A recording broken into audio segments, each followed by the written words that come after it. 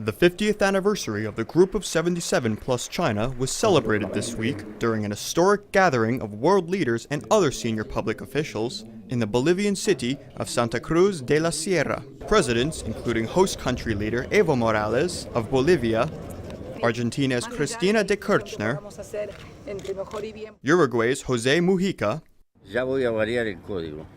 Peru's Ollanta Humala, Venezuela's Nicolas Maduro, and Sri Lanka's Mahinda Rajapaksa, and many more, as well as United Nations Secretary-General Ban Ki-moon and General Assembly President John Ash, joined together during what has become the largest gathering of heads of state this year outside of the annual UN General Assembly.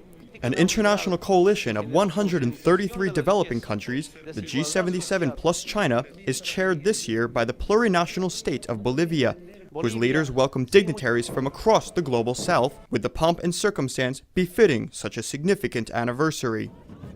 Opening night of the ceremonies saw Bolivia's President Evo Morales joined by UN Secretary-General Ban Ki-moon, General Assembly President John Ash, and local political leaders, each of whom expressed their appreciation for the G77's role in global development.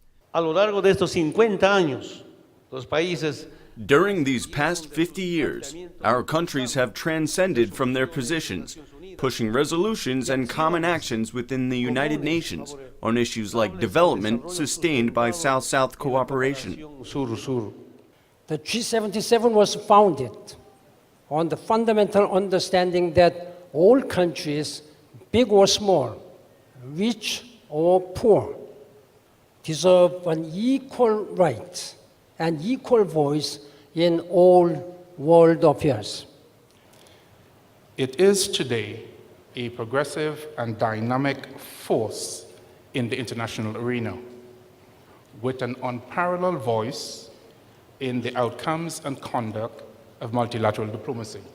The next day's plenary featured a roundtable discussion where leaders shared their words of support for the G77 plus China as it seeks to build a world of peace, equity, and progress. The G77 plus China has become a force within the international system that can help deliver on the aspirations of the world's most vulnerable people. Established in 1964 as an organization uniting the political and economic interests of the world's 77 poorest countries, the G77 plus China has grown to 133 members today and is now the largest voice representing the interests of the global south. But finding consensus among over 130 countries with diverse backgrounds and priorities is a complicated task. Yet for 50 years, the G77 has become remarkably adept at advocating for their long-term development goals on the international stage.